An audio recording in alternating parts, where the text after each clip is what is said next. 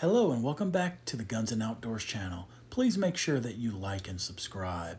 Having recently been on vacation down in the beautiful Brunswick Island area of Georgia, just fantastic. If you ever get a chance, make sure you go down and visit. Hit some museums while we're down there. Got some video for you. The quality of the audio is not going to be the greatest. This is an unmonetized video. I'm doing it for you guys, just so we can have a history lesson. We're going to learn about some Liberty ships, which is a topic that I'm going to garner for you. It's a little less known about, right? If you're a history buff, you're really going to enjoy this. So you just sit back, relax, grab a little drink, watch the video, and reminisce about the good days, you know, America's greatest generation.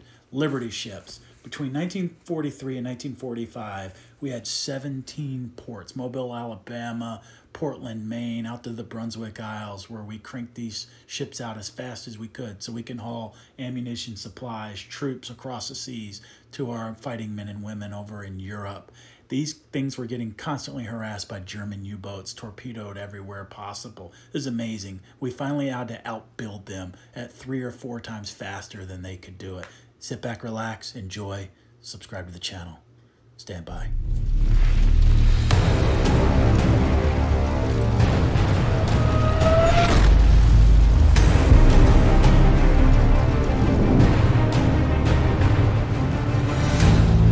April 8, 1942. Just off the coast of Georgia, a German submarine, U-boat 123, lurks in the waters of the Atlantic. In the distance, illuminated by moonlight, 2 unarmed American tankers carrying 200,000 barrels of fuel travel north along the coast. Suddenly, U-123 launches a torpedo, blasting a gaping hole in SS Oklahoma's hull. 50 minutes later, U-123 fires a second torpedo, piercing the port side of SS Baton Rouge.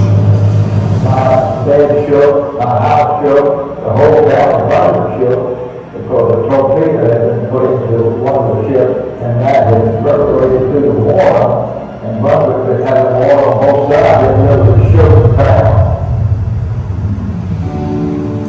At dawn, smoke and fire from the wreckages are still visible from the shoreline.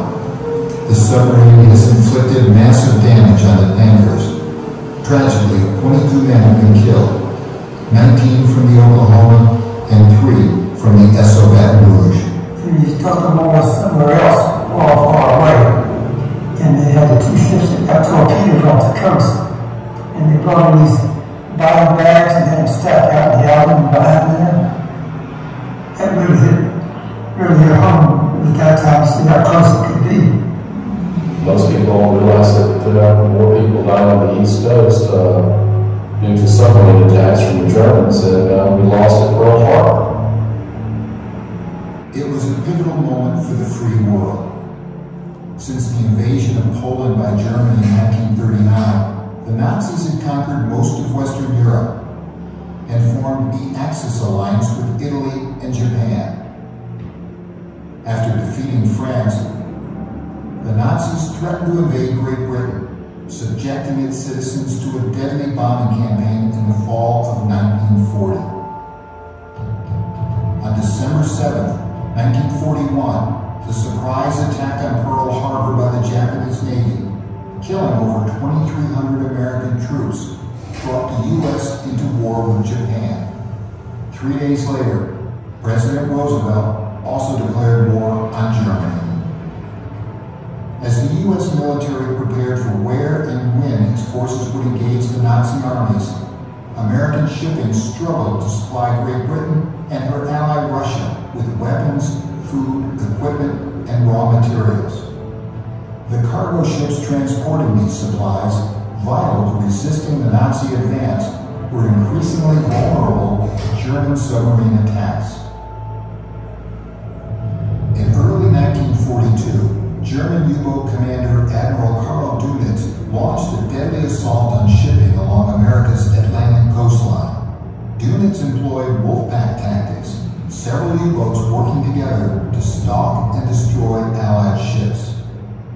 The Atlantic coastline extending from Florida to Maine, became one of the most dangerous regions in the world for cargo ships. 3 weeks after the attack on the Oklahoma and Esso Baton Rouge, President Franklin Roosevelt urged all Americans to join the fight against tyranny.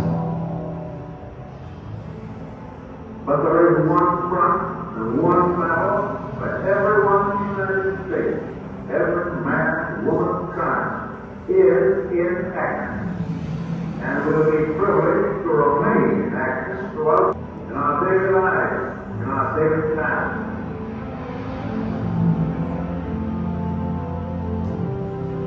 Americans responded to the President's call.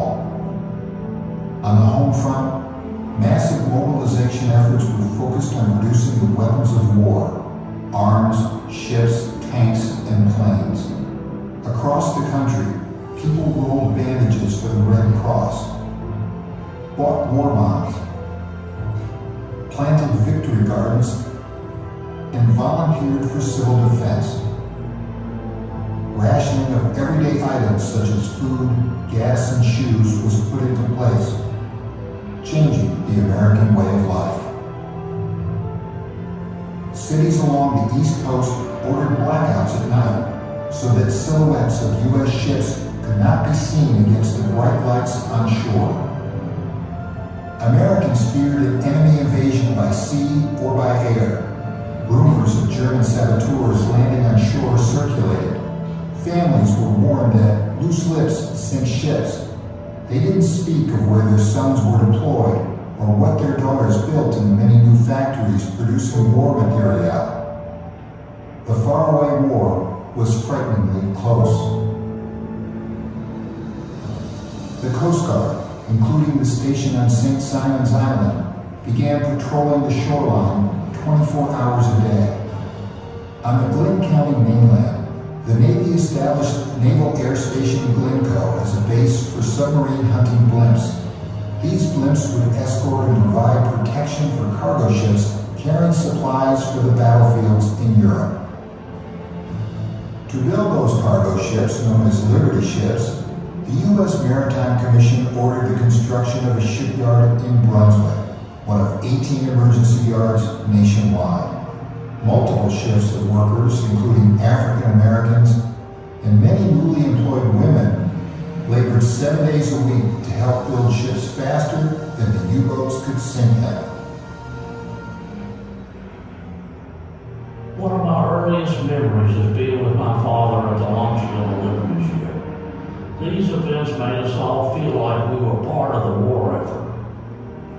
For most people, World War II was a time when their loved ones went overseas, but the war never came to them, to their communities. It clearly came to coastal Georgia and my hometown of Brunswick. Really, the whole area transformed. Glynn County, Brunswick, St. Simon's Island, as the war effort geared up in early 1942. For example, military personnel and defense contractors arrived in the area. Naval Air Station St. Simon's was established for the training of fighter pilots to serve in both fields of World War II. And of course, later on, the advanced radar training was established.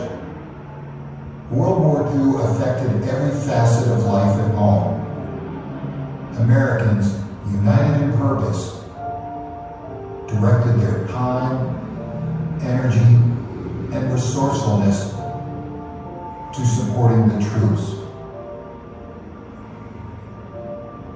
As we here at home contemplate our own duties, our own responsibilities, let us think and think hard of the example which is being set for us by our fighting men. We too are the United States of America. That is why we must work and sacrifice. It is for them. It is for us. It is for victory. At this crucial time in our nation's history, coastal Georgians joined communities across America to to do their part